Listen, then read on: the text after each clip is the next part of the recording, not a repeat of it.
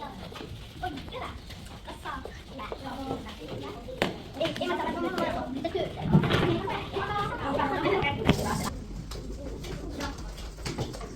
Mu arvut ei tööta. Mul läks abid eest ära. Mul ei ole telefoni wifi loo. Mul ka.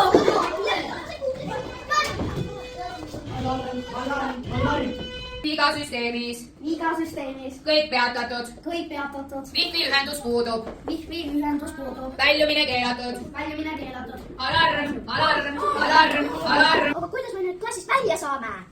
Me peame kellelegi appi kutsuma. Aga kuidas me appi kutsume? Rahu, rahu, lapsed. Minul on lahendus olemas, kuidas me siit välja saame. Minul on üks selline asi siin.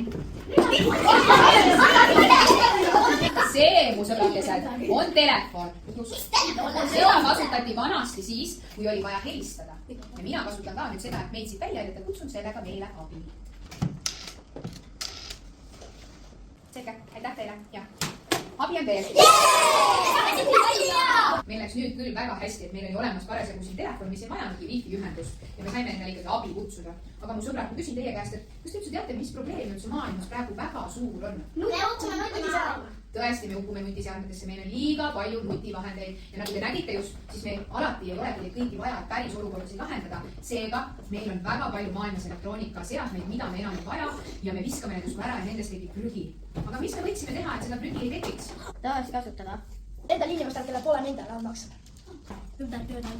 Väga tubli tulemus, näete, isegi meie saime lühikese aja jooksul nii palju erinevaid mõtteid, mida teha, et maailma päästa sellest, et see nutiprügisse ei upuks.